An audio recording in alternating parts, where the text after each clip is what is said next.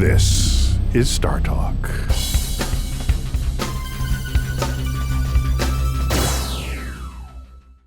Hello and welcome everyone to StarTalk All-Stars. I'm your all-star host of the evening, Carolyn Porco. I'm a planetary scientist, which means I love planets. I'm the leader of the imaging science team on the Cassini mission, presently in orbit around Saturn, and a veteran imaging scientist of that fabled mission Voyager to the outer solar system in the 1980s. Joining me as my comedic co-host is StarTalk veteran, the very funny Chuck Nice. That remains to be seen. Yes. Thanks for being here today. Not so Thanks nice. for being here today, Chuck. Last time we did this, you were such a champ. You came here and did 2 shows, and you had a cold and the flu. Yes, I had the flu. And you're okay today. You know what? I'm not contagious. So we are in much better position. Okay, because today we have a very special guest with us, and that is Sean Ono Lennon. Welcome, Sean. Hello. Howdy, good to be here. You are here. Thanks for having me. I made it. You made it. In the humidity. As I like to say, if you were alive and alert during the 1960s, and it would be forgivable if you weren't either, you will certainly recognize Sean's last 2 names. Yes, he is the son of John Lennon and Yoko Ono, and I know what you're all thinking, but that is not why I invited him here today. He is, of course, a musician and has been for decades, right? That's correct. He's just completed a tour with his new band called the Claypool Lennon Delirium, which is fronted by both Sean and Les Claypool. Most people will know Les as the lead guy in Primus, right? Primus. Right. Primus, yeah. Referred to on Wikipedia, I'm sorry I had to do this, as a funk metal band. Is that an accurate description? You know, it's good enough for now. Okay. Wait around 10 minutes, it'll change. Yeah. But actually, none of that is why Sean is here today. He's here because I noticed, as I followed him on Twitter, that he's a serious, I called him badass, science groupie. He pays attention to what's going on in all sorts of arenas like planetary exploration and cosmology, artificial intelligence, technology, the search for extraterrestrial intelligence, and on it goes. He even wears glasses. That makes him official. And there's no prescription in it. Yeah. It's just for effect. It's just for effect. I know. Well, looking this good isn't that easy. It takes a while. And I found he was enamored with Saturn, which was cool by me. And in fact, when he was a teenager, he painted a painting of Saturn that he recently sent me, which I think was adorable.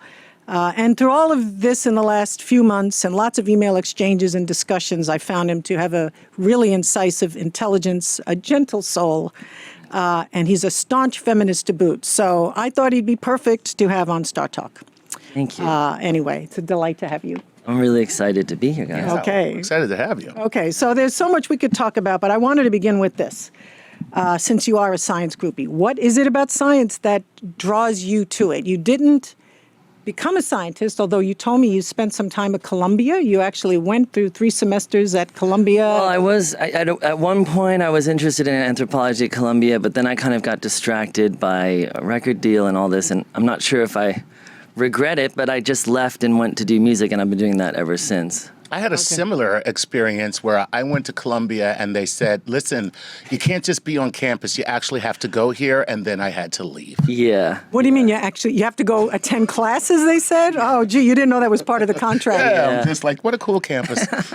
Okay. Why didn't I go into science? Well, because I think when I was young, I was in a boarding school. It was kind of a strict British boarding school, and they were pretty, they discouraged people who were, hippie, children like me. So I don't know. I felt maybe that I didn't have the mathematic aptitude for science. Wait. They discouraged people who were hippie children? Yeah, I think so. I mean, there was sort of What year are we talking? Well, when I was, I guess, between 12 and 15. So you were like, this was the late 80s. Yeah, but I still don't know if I have the aptitude for real scientific work, or at least not the diligence, but I'm certainly a fan. You definitely are a fan. Yeah. I can tell you're a fan. You think deeply, you wonder about the state of the world like many of us do. I try. The future of humanity, from where you sit. Yeah. Okay, on Twitter, everywhere, wherever you look.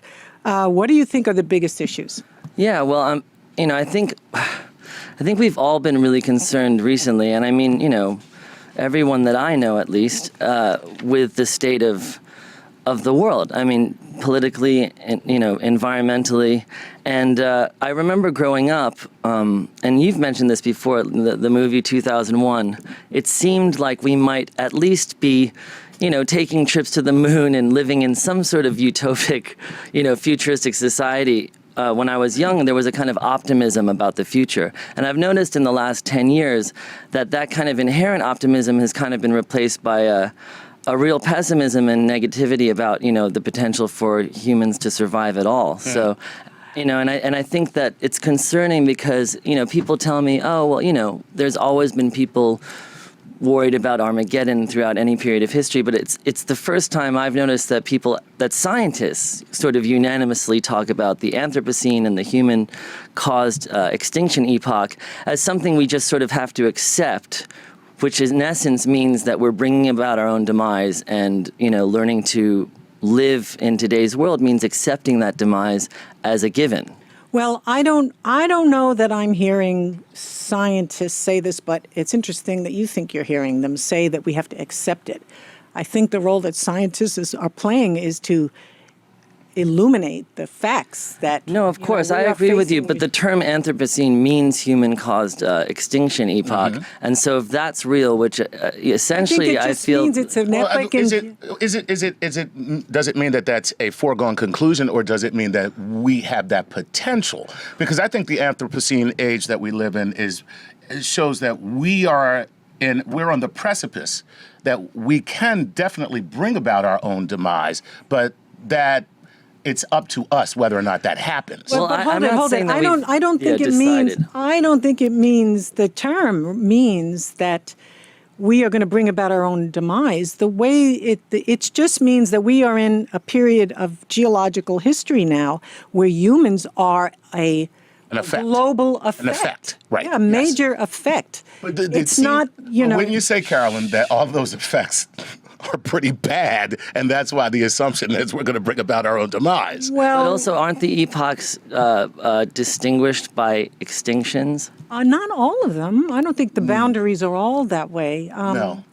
I think basically... Some of them have right. been. But I think certainly it's more, like one species becomes more dominant after that. Isn't that true? I forget. Maybe you know more about this than I do, but I'm the comedian. Please do not look at me. Yeah. Well, either way, I'm not saying that everyone agrees about what the Anthropocene is. But I just mean that I'm hearing more and more legitimized scientists say that, humans aren't going to make it. You know why? Because we are facing absolutely out of control, unprecedented problems. Right. Yeah. It's one thing to be depressed that you're not going to, have the job you want by the time you die, or, any number of things we all get depressed about. But when you start being depressed, as I am, and I think there's a word for it, I'm sorry, I don't know, when you're actually depressed about the state of the world and not about, your lover leaving you. Yeah. And it's not a neuroses. Right. To think that, I thought like 2001 was horrible because you just wouldn't think a building like that buildings would have planes flying into them and they would go away. Right. You live in New York, right? Yeah, I was New York here. Skyline changed like that. Yeah. Suddenly, things are not immutable. Sure, but in my mother's generation, that happened to Tokyo. And so it's arguable that the world has... always had challenges through every generation. But the question is there something distinctly different now? And I think... Yes, it's environmental change that is going to bring about all sorts of bad things, including geopolitical instability. Exactly. But I've heard a lot of people say that it's not... The environmental change is going to be nothing compared to just simply making most jobs obsolete through automation and robotics. Wow, now that's a very interesting point, because when you look at the future of just the global workforce, there are a lot of people now calling for just universal pay.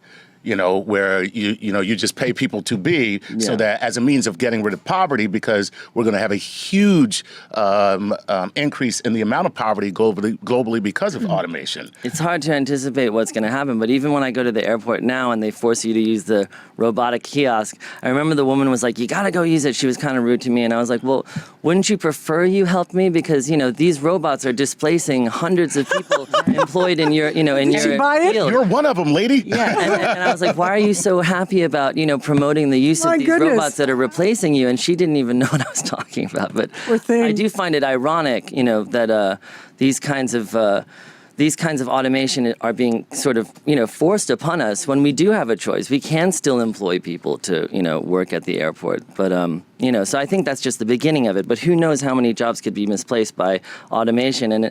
And the potential for the division between the rich and the poor is so great. I mean, we think it's bad now, but it could be much worse in 100 years. So, I mean, that worries me almost as much as the Anthropocene. There are a lot of worrisome things. Maybe we should go to Cosmic Queries and see what they've got in store for us. Maybe they've... See what other what other dark tales that we can glean from the internet. But I will recommend that book by Roy Scranton called Learning to Die in the Anthropocene, because ultimately he does have a sort of Zen view of, how we have to be motivated to have families and, be ambitious and work and be productive, in a sort of Zen sense, and just live in the moment and be happy to, exist despite, the potential for a meteorite impact in 100 years or something. So I do think it's a good book, but it did make me a little nervous. But I will say that it's beautifully written. Okay. Awesome. We'll note it.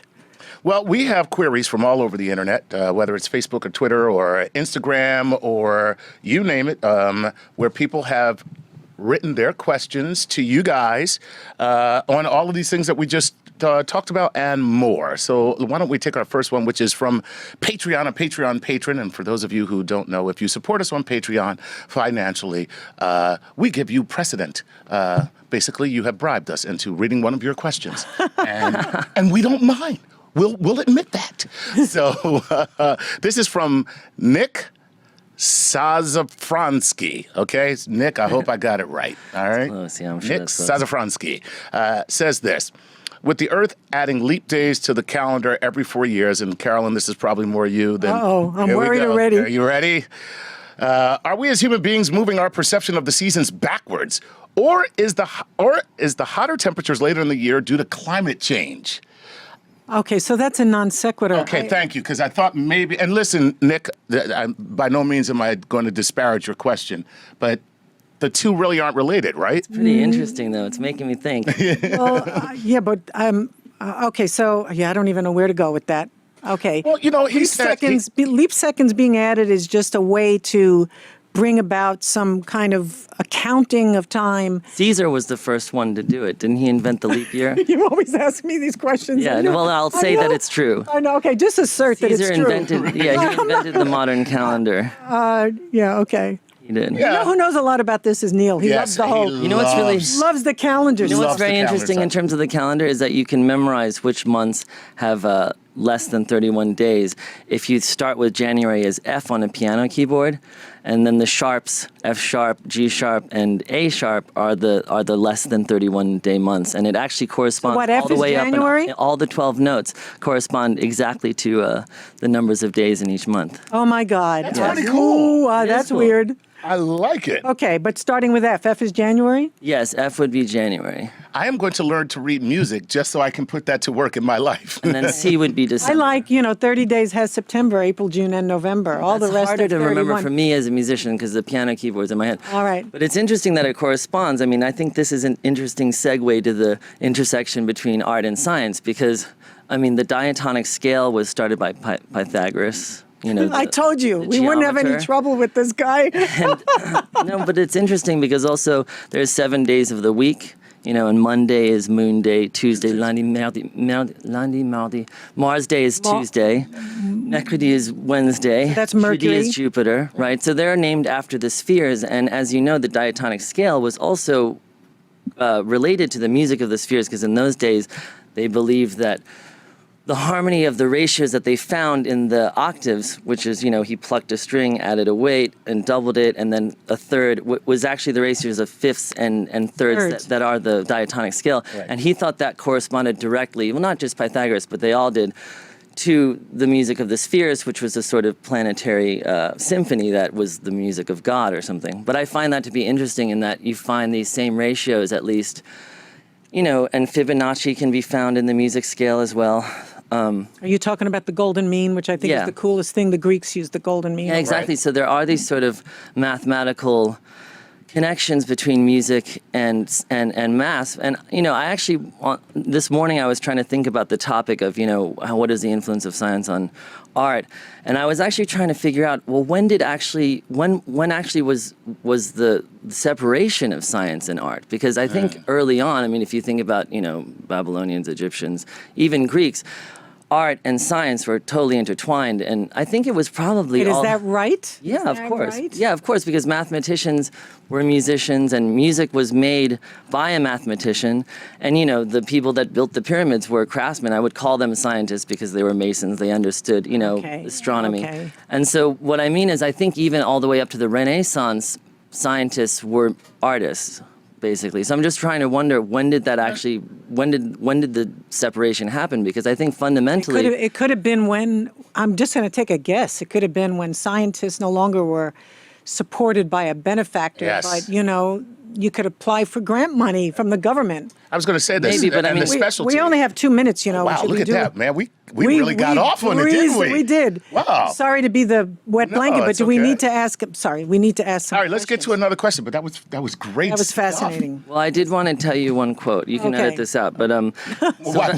James Sylvester, he was the Oxford scientist who taught Florence Nightingale, who basically invented modern nursing, and he said that music is the mathematics of sense, and maths is the music of reason. Hold it. Say it again. Music is the mathematics of sense. Yes, and mathematics is the music of reason. Oh, wow. Nice. Interesting. Very nice. Yeah, well, I find that to be true. Who said that? His name is James Sylvester. He was the Oxford scientist who was the tutor for Florence Nightingale, who invented modern nursing in the Victorian era. There's a beautiful reciprocity there that works wonderfully. I like that. All right, we're almost out of time, so I'm gonna get one. 1 minute and we got 1 minute, so I'm gonna get one that Carolyn, that maybe you can knock out for us in a minute. Let's hope. Okay, here we go. Rodney A. Morrison Jr. from Facebook wants to know this. Hey, so Carolyn, what in the world is at Saturn's core? Could it be some kind of dense liquid that's not molten, or is it just boring old rocky material? Thanks a lot. It's boring old rocky material. Is it Saturn really? has a boring old rocky core. And then it's got a thick outer layer where you go from atmosphere to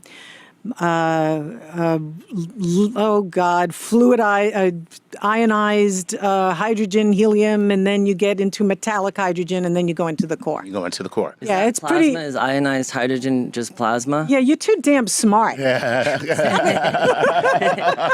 at what point will the... I don't understand why you didn't become a scientist. But at one Okay, we point- got. Wait a minute. Sorry. Stop right here. We have to take a short break, but we'll be Okay. back shortly. And I need a break too. Talking more science here on StarTalk All Stars. Welcome back to StarTalk All Stars. I am your host for today, Carolyn Porco, and we have the always humorous Chuck Nice here today. Thank you. Good to be here. As well as our less humorous? Our in-studio guest, who regards himself as less humorous, but I don't, science groupie and musician Sean Lennon. So thank you both for being here. And we're finding out that Sean is extremely science literate, Let's not exaggerate. And well-informed. Well-informed, Super man. cool, man. Just Googling under the table. Okay, well. Wouldn't that be hilarious, though, if you had like a little phone right here? Yeah, exactly. I'm like, well, I think it was actually 13 atoms in aluminum. So we were talking about, the Anthropocene and all the awful things that are happening, climate change and All the good stuff. great inequities, all the things that really are concerning people today. And they come with a bigger punch than usual because they really seem like catastrophic, right? Yeah. Like, we're on an Impacted by exponential curve to the end. So this is something that Sean and I talked about over email, and even when I went to see you, I went to see his show, It was Boston. very nice of you to come to that. Boston, it was a rockin' show. I hadn't been to a concert in God knows how long. You got to play my guitar. I have a picture of me with his sparkly green guitar, and I thought, well, for a moment there, I was infinitely cool. Carolyn Porco, rock star. god. Goddess, I think. I don't believe in terms for that. That's gender Okay. specific. God is God, Sorry, I didn't mean to be sexist. So anyway, we're thinking of, I think about how horrible our stewardship of the planet has been, how we have behaved collectively with no regard to animals and animal life, as if they are there for us or against us, depending on, what we deem important. And even if we can find optimism in technological achievements and progress that comes from that, I wonder, our fundamental nature seems to be angel and devil together in the same package. And it seems to be to our evolutionary advantage to kill or at least regard with great suspicion everything that is alien to us and to protect our own. Will we ever be able to get beyond this? Is anything on the planet Earth really alien to us, though? That's an interesting question. Well, no. In fact, and I love when I'm talking to people or on Twitter, I always love to talk about anything we show on Twitter, an animal, a bug, anybody. It's another Earthling. Right. It's really just let's reset the perception. But this is a serious question. It's we have both. Both are the reason why we have become so successful, right? We kill things that let our genetic material advance into the future. Is that going to be the thing that kills us? How can we be optimistic? Where is there that we can find? Aren't there optimism? examples? There's so many examples in nature of sustainable systems, though. That's the thing. So I feel like we could easily benefit from natural resources without destroying them. Because there are a lot of examples in nature where it's a symbiotic relationship where, the bacteria symbiosis are happy to, live in our gut. Right. And Without them, we would die. We're happy to give them ice cream, you know what I mean? So I feel like it's possible to have a sustainable society. But what I really want to ask you is, how do you feel about the potential of, this is the kind of stuff that I'm sure your audience likes to hear about anyway. Everyone's talking about colonizing Mars, like Elon Musk is talking about getting there. If we can't even terraform Arizona, what are the chances of us terraforming a planet that has no magnetic field, no continental drift? No protection from, the radiation of the sun, and we can't even, terraform Arizona. So I don't really see what the realistic, thinking is there. This is how I view this whole topic. First of all, I'm a big fan of human exploration, that is, as opposed to robotic. I'm a big fan of both. I think they go hand in hand. There's a place for both. Or like glove to glove. Glove, yeah, exactly. Human exploration for, the practical reasons. Like it would take a human, an instant to be walking around on the surface of Mars and identify a rock that was of interest. It would take a long time, longer, for a robot to do it, because the robot's got to be in touch with the ground, and maybe you could train them to recognize it. But, we've had, billions of years of evolution to work off of to get to where we are. We're pretty good at that. So that's good. But I also think human exploration, I'm digressing here, is important for the inspiration that it allows people. Seeing someone do something that is on the very edge of what is humanly possible. Mm-hmm. Yeah. But I don't think that people should be thinking we're going to take 7 billion people or 9 billion people and move them to Mars. That is not going to happen. The analog that I think is applicable here is one where we are going to set up the equivalent of scientific research stations on Antarctica. We've had for decades now a continuously inhabited research outpost on Antarctica, and valuable things are done there. And Sure. I think that's what we'll do in the solar system. But that's a much more realistic view then. But I've read a lot of, books. Even Michio Kaku, when I was young, I read a book of his that was talking about this Russian scientist who has qualifications for phase 1 society, phase 2 society. And I think it was your friend Carl Sagan, who actually just made more distinct, smaller distinctions between the phases, but that essentially, if you survive a nuclear age, then you get to another phase of a possible extinction threat. But then you can eventually build a geodesic dome or something, or a Dyson sphere around the sun, and you get all this energy, and then you can make wormholes, and you can essentially populate the universe.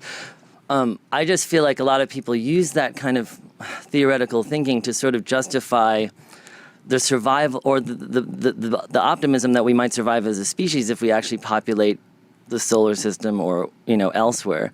And I just feel like it's so unrealistic because we, as you said, we're not very good custodians of our own planet. So how could we possibly make a place as inhospitable as Mars ever? Well, the antithesis of what you're saying, or the flip side, more than an antithesis, the flip side of that is perhaps that's how we are here. It is not really about us populating other places as in colonization, but in seeding other places the same way that we seed each other to send our DNA into the future. Yeah. That's why we have sex and we have kids. You want to impregnate Mars. Basically. Right. I just want to impregnate Mars is what I'm saying. I'm going to knock you up, Mars. Well, that's what's happening right now. Well, I want to watch. I'll pay to see that. He wants to watch. I want to watch. I'll pay to see that. Bow, wow. Yeah, totally. Mars is getting sexy. Maybe, yeah. But interesting. But yeah, you understand what I'm saying? So I do. Maybe it's not about colonization. Maybe it's the survival, the same way on a cellular level we survive because we send a single cell to a single cell and then boom, that's how life is. You're just saying this is the expression of the base need. Exactly. To it's survive. an expression of a base need to survive. That's a good question because I just read an article that said if humans will go extinct or we actually face the extinction of life on the planet, do we have an obligation then to seed other exoplanets with, Earth-bound DNA? Like, should we send rockets and do our own panspermia project to spread life if we're looking at our own extinction? Do we have a duty to do that, or is it bad to do that? I don't know. Violating the Prime Directive? These are moral questions, but isn't it just an incredibly fascinating question to ponder? Yeah. It is. Boy, you could spend an evening drinking a glass of wine in front of a fireplace thinking about all these things you and say have bottle? a really good time. I think you said bottle of wine. Should we do? Yeah, let's get into another. Let's switch gears here. Let's switch gears because you guys kept bringing up Twitter, so we have some questions where people want to talk about Twitter, and let me see who this person is. Oh, Kavan Kutai. That's all right. Don't really apologize. you You gave it your best I shot. could. I think these people are sending me fake names just so I can struggle. I swear. That's right. Okay. People call me Seon every day. So Seon? Every day. I get Seon. Seon. I do. Okay. So here's what Kavan wants to know. Social media has a representation for disseminating false and misleading information. But since people are also being exposed to the collective knowledge, wisdom, education, and expertise of other users, aren't they getting a more stimulating and meaningful experience than they would from just watching or reading news about by more traditional means? So, is that collective knowledge that is represented on a base like Twitter or Facebook, is that greater? Or is it more harmful in that you could have more people just believing wrong stuff? Well, it's the yin and yang of everything. But it's not the older I've gotten, the more I realize just about everything you can think of has a good side and a bad side. To me, the good side of Twitter is that, first of all, you are accessing the knowledge of lots of people that you wouldn't otherwise have access to. It's out there. Yeah. Sometimes I've sent things out on Twitter and I realize, oh my God, that's wrong. I'm sorry, I just hit the send button. 3 seconds later, someone's back and saying, that's not right. I've got smart people following me. That's great. It's also great that it bypasses the what's the word here? The guardians of the news. Yeah. The standard. The standard bearer gatekeepers. Yeah. The gatekeepers. Aren't we finding that the regular news media are just... It's all sensational. It's tabloid now. It's really tabloid. sad. They are doing it for profits. Right. They're not doing it to convey accurate information. This whole business of setting up a false equivalence between someone who's knowledgeable, someone who doesn't know jack, Right. but just for the sake of making it look like they're having a reasonable discussion. It they do looks that. like it's an intellectual tennis match, and it's not. So I like that about social media a lot. But the downside is that you're also accessing people who have no self-control and they don't really know how to engage in logical, reasoned discussion. And they think the purpose of Twitter is just to let it all hang out, meaning their anger, even if it's misdirected. Well, I've been contemplating the ugliness of Twitter, a lot recently because I'm pretty active on Twitter. And, you know, I think at first my criticisms were of the medium of Twitter. And then I started to realize that really it's more of a cross-section of people. And it's my issues have to do with us, with people. I think it's just people expressing what they think. And I think normally we wouldn't be exposed to such a cross-section of society. But, you know, Twitter is just us and what we see on But Twitter. it's depressing how many people they don't know how to engage. They don't know that you could criticize something they've said. Right. Yeah. And not criticize them. Absolutely. They take it personally. And But that's a lack of critical thought right there. It is a lack of... It's a lack of critical thought when somebody takes a disagreement as a personal attack, you know, and so many people do that on Twitter. Yeah, but so many people just do that. Period. And that's, you know, I really do think people need to be trained. They need to be trained in critical thought. They need to be trained.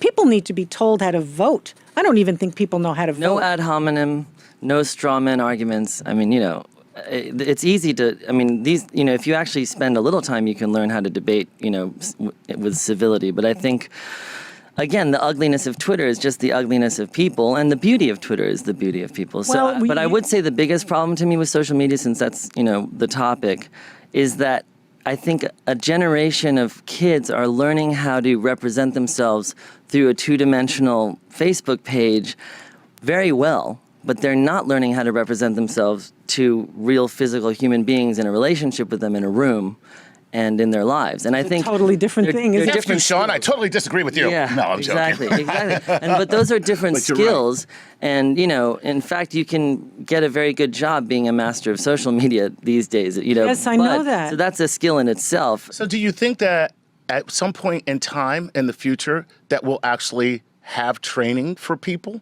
Because when you think about it, we're still in the nascent stages of social media. It's not just if you training take a for logic social and media. rhetoric class at any university, you're going to learn about ad hominem attacks and all that kind of stuff. I mean, it's been a part of I think it needs to be almost forever. like vocational. You do it.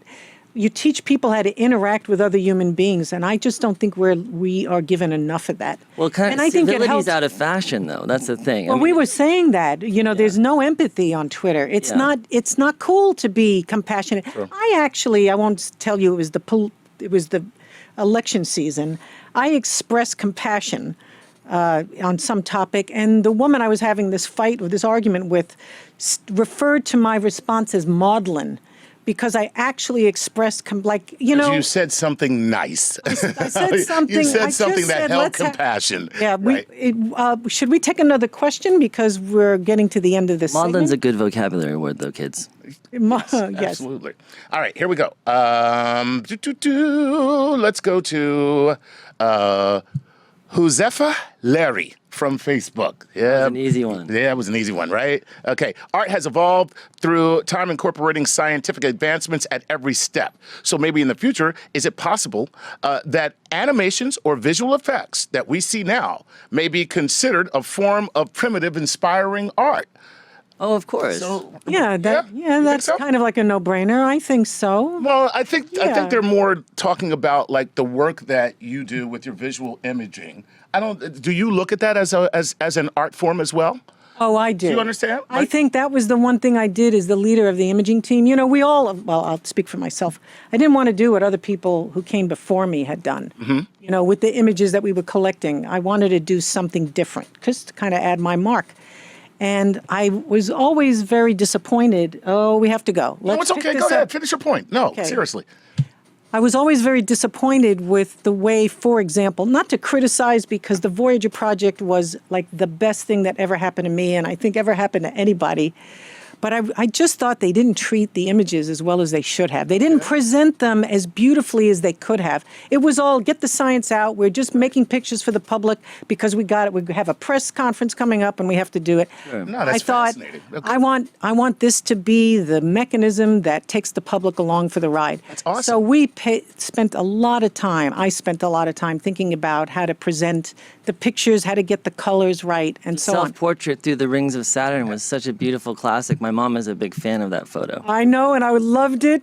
Yoko Ono actually complimented The Day the Earth Smiled. Like, how cool is that? That is amazing. I mean, was that's like a great that performance art piece. you brought artistic integrity to the science, thereby increasing the value of the science. And engaging the public. And engaging the public.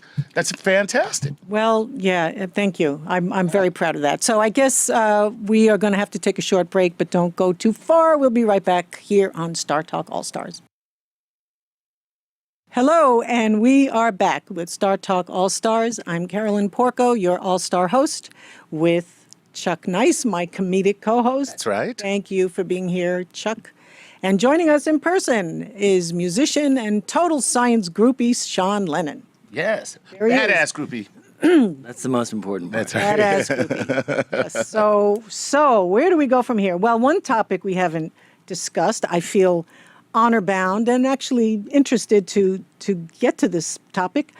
I just caught you and Les Claypool and the gang at the House of Blues in Boston just a couple of weeks ago. It was great. Thank you. I loved it. I hadn't been to a concert in a long time. I forgot how great live music is. It was wonderful. Not always that great. And he actually dedicated a song to me. I just felt so thrilled. Astronomy Domine. Whoa. Sid Barrett, Pink Floyd Pink song. Floyd, and I got to take a picture with his sparkly green guitar, so I got a moment of like feeling what a rock star is like. Because the lyrics are Jupiter and Saturn, Oberon, Miranda, and Titania. Wow, Yeah. wow, and you know what all those are. Well, you can tell me. We'll go there later.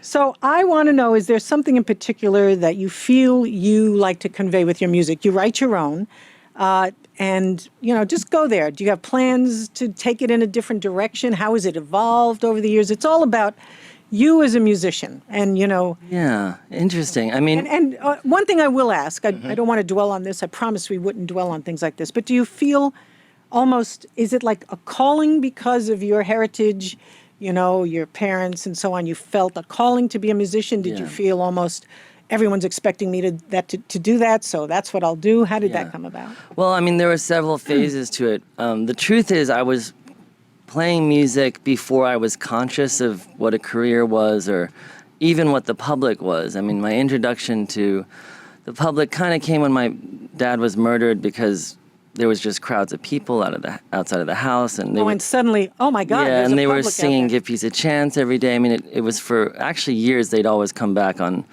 the anniversary and stuff. So I think my introduction to him being a public person was through that, and I remember learning to play his songs on the piano when I was very young. Very young kind being- of as a way of 5, 6, 5, yeah, wow. kind of as a way of feeling like I was getting closer to him, Connected, yeah. especially after he'd passed away. It was a way of me sort of communing with him or getting a piece of him back, learning Sure. music. Sure, I can So by see the that. time it came to think about what is your career, I'd already kind of been doing music, and that's why I left school, was to pursue music, because it started taking over my life. So it was never really a choice for me.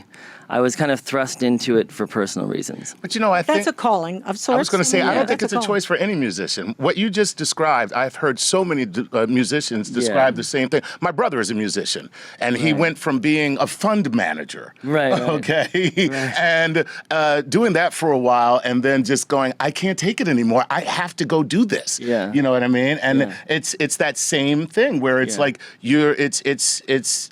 At first, it feels like it's thrust upon you, but at the same time, you can't live without it. Well, yeah, it wasn't until I was 19 or 20 that I started realizing there would be a public reaction to whether I should or shouldn't have played music in the first place.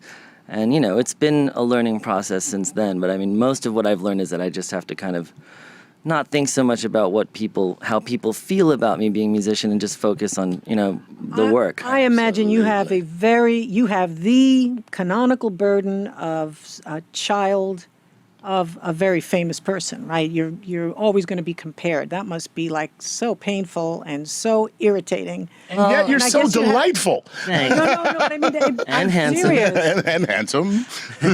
Can I tell? Okay, you said that. Can I tell you a little story? Sure. Can I tell you a little story? Okay, No, this I'm not is so sure. I don't know, Ken. You this is not to embarrass you, but I'm walking to this studio, right? Because I'm staying only on 25th Street. I decided to walk in the heat, and I passed two young girls. They look like they're teenagers or 20 years old, and I hear them talking about you. Really? They're talking about you, and one says, yeah, I kind of like Sean Lennon. Yeah, I think he's really cute. Oh, that's nice. Isn't you that- met the two girls in all of America. I feel that way. No, I don't think so. Anyway, so go that's ahead. very cool, though. Yeah. Well, listen. Speaking of that, let's get to a cosmic query about kind of like art and science, since you kind of embody both. And this is from Chris Emmett, and he says, "How does art inspire scientists to think outside of the box, and vice versa?" So, for you, how does art push your boundaries, your perspectives further out? And for you, how does science push your artistic boundaries? Is I know you did, what was it, the Monolith of the Phobos, right? Yeah, Monolith of Phobos is our record title. Yeah. So, like, I mean, clearly there's an association there for both of you. So, Yeah, I mean, Can you speak to that? for me, fundamentally, music is mass. I mean, there's basically X, Y, Z axis of the time in which the note is placed, the pitch of the note, and then the volume of that note. I mean, timbre could be arguably a fourth axis, but I mean, it's very mathematical. It's easy to chart music on a graph, and so I think any musician who stops to think about it would really, think of melody as a kind of audio geometry. So I mean, it is math, and most of the people that I know who are very mathematically minded are huge music nerds. My friend Eric Weinstein, who's a famous mathematician, physicist, economist. All he ever wants to talk to me about is like whether Robert Johnson is cooler than Roy Harper or something. Yeah. Well, for me, you asked me this question.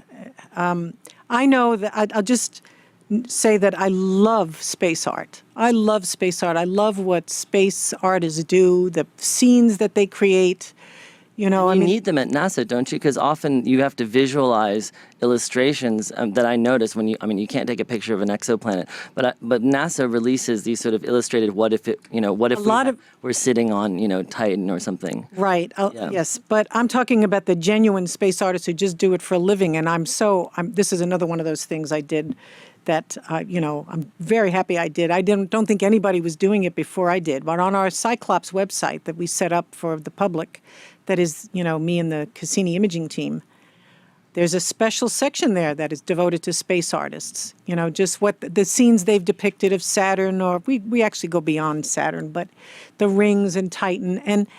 And I love looking at those, and I love looking at, just what the scenes on exoplanets, because that's a way to be there. These There's a beautiful painting your friend did of the rings of Saturn, the view of looking at those irregularities that are like, how high are they? Oh, the fabulous. Okay, wonderful that you brought that up, because we found in the rings,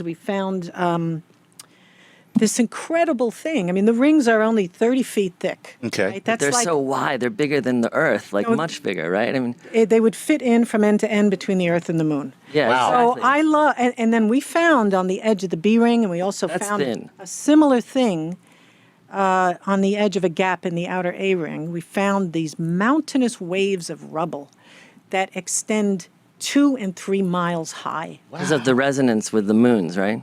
Yeah, it's a little complicated. In one case, a moon is nearby, and it actually, because it's on an inclined orbit, it draws the particles out of the plane. Right. It's not complicated. It's just like pushing a kid on a swing, and every time you push him, it goes farther. Right, okay, except that what's complicated is because of that pushing on the swing, the orbits of the particles become eccentric, and that means in certain regions of the orbit, they get squeezed together.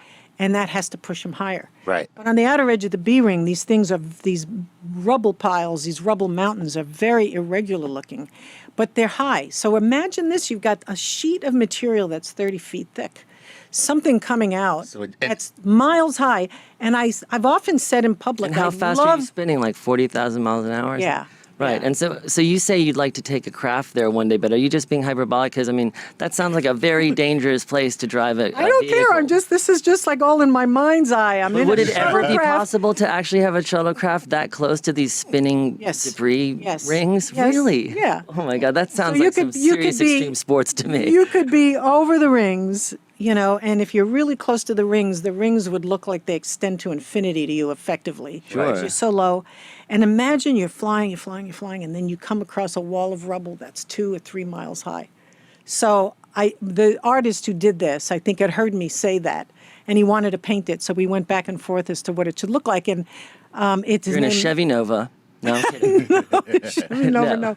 Great name for the car, Joe, by the way. Yeah, you Nova. Anyway, Yeah, we're so not sponsored by Chevy. I love the connection between art and Right, and science. science. I think they're two they're just like two products of the human soul and mind. So I mean, lightning Da round. Vinci is a perfect example of someone who could be a scientist and an artist kind of at the same time. The confluence of Well, it's- engineering and art in his brain was and it's amazing. not Was a it's not harmony. only that, it's I think they derive from the same wellspring. The same kind of deep soul that loves to wants to make, this is how it is for me, wants to make a connection with the natural world. I mean, a deep, like almost high priestess kind of connection. Yeah. And science is the only way to do it, and music is, shouldn't say the only, but music is another. Right. Well, I think that's why music is beautiful, because we recognize harmonies, which are, harmonic geometries that are, the same reason that numbers describing the universe can have their own beauty to them. And I think it's exactly the same thing. Absolutely. All right, speaking of beauties, let's get to the rest of our questions. We're going to move to a lightning round right now. Okay, I Get hope as many I do this questions in right. as possible in the short period of time remaining, okay? Make 'em good. So here we go. Let's make them good. Here we go.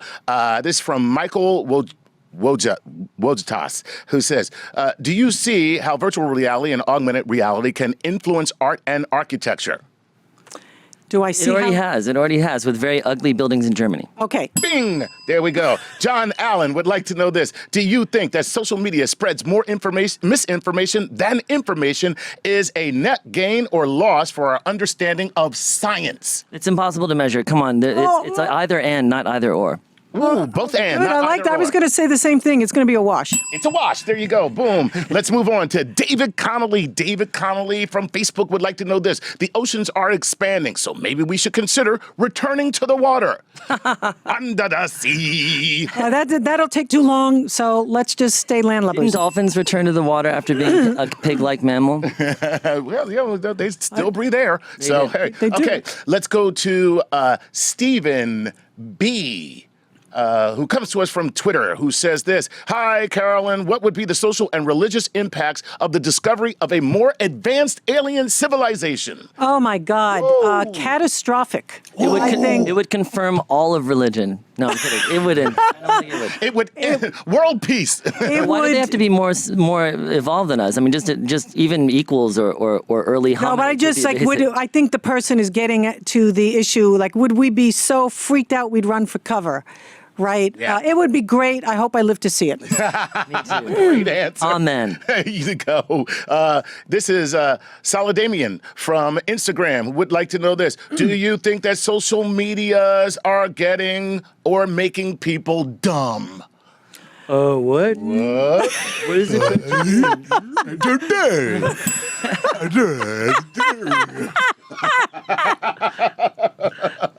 All right, here we go. This one is from Hubert.